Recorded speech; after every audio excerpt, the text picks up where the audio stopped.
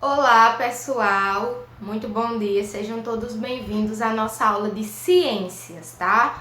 Hoje teremos a nossa última aula de ciências do ano, finalizando com um tema muito fácil de compreender, mas que nós precisamos finalizar no nosso livro, tá bom? Hoje nós vamos falar sobre algo que a gente vê todos os dias, que é a luz. Mas nós vamos nos informar através desse estudo, através dessa aula, como é que a luz se forma, como é que ela é representada para nós, enfim. E nesse momento eu convido você para abrir o seu livro na página 272 e fazer comigo a observação dessa imagem, tá certo? O que é que nós observamos aqui nessa imagem? Nós temos aqui uma imagem onde retrata muito a realidade de todos, né? Porque existe aí uma criança que ela está com medo do escuro, né? E muitos possuem medo de escuro. Eu, por exemplo, quando era criança, tinha muito medo de escuro. Mas por quê? Por que nós temos medo de escuro? Isso acontece, como nós sabemos, né, pessoal? Porque quando nós estamos vendo pouca luz ou nenhuma luz, nós não conseguimos enxergar. E isso, a nossa memória, ela inventa vários monstros que não existem, né? E a gente começa a imaginar coisas. E é o que nós vemos aí nessa imagem. No escuro nós temos muita dificuldade de enxergar. E isso ocorre porque o que nos possibilita enxergar o ambiente e os objetos é a luz que chega aos nossos olhos. Mas quais são as fontes de luz, meus amores? Como é que essa luz chega até nós? Então agora vamos para a lousa para realizarmos o final do nosso estudo.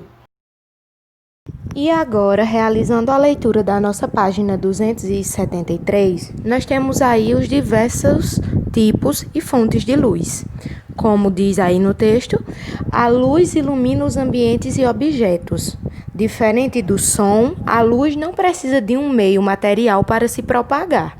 Ela se desloca em linha reta a partir da fonte luminosa e em grande velocidade. Ainda não se conhece nada mais rápido do que ela, ou seja, a luz. O Sol é a nossa fonte natural de luz e é responsável por iluminar a superfície da Terra. Porém, o ser humano sentia necessidade de ter luz também à noite e criou fontes de luz artificiais para iluminar as casas e as ruas. Inicialmente eram usadas tochas, aproveitando a luz das chamas. Depois foram usados e criados os lampiões.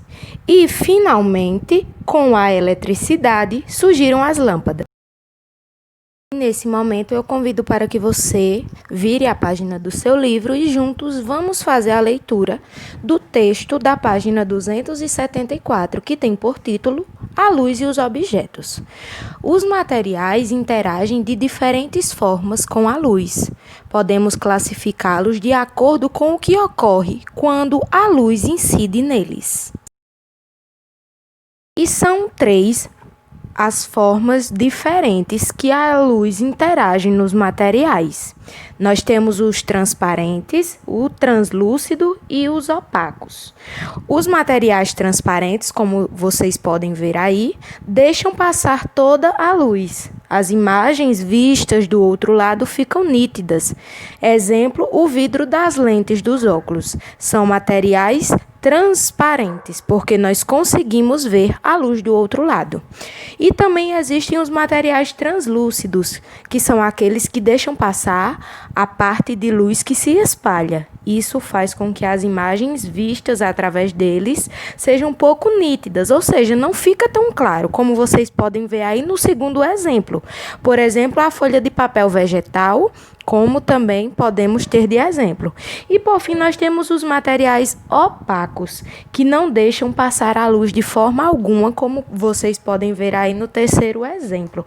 Não é possível ver através deles. E do outro lado se forma uma sombra, como vocês mesmos podem ver aí no exemplo da imagem. Por exemplo, as paredes da nossa casa também existem vários materiais opacos que nós podemos usar como exemplo. Agora vamos pensar juntinhos.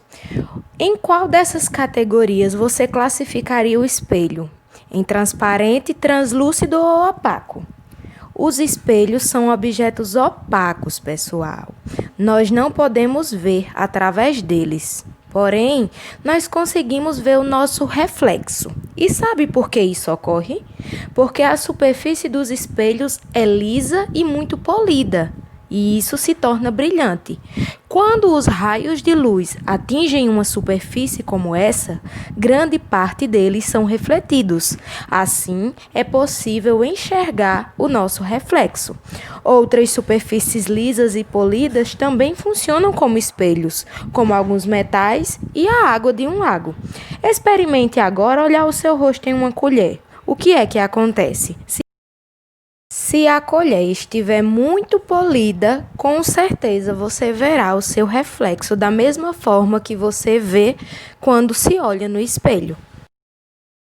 E finalizando o estudo, chegou a hora da atividade. E a atividade que deve ser feita após o estudo dessa aula está na nossa página 276 do livro Eu Assim Aprendo. E finalizou a atividade, como todos já sabem, não esqueçam de mandar o feedback para a tia Viviane. E assim finalizo nossa aula de ciência, meus amores. Obrigada pela atenção de todos e aguardo todos logo mais às 3 horas da tarde para juntinhos realizarmos nossa última aula online do ano. Grande beijo e até mais tarde!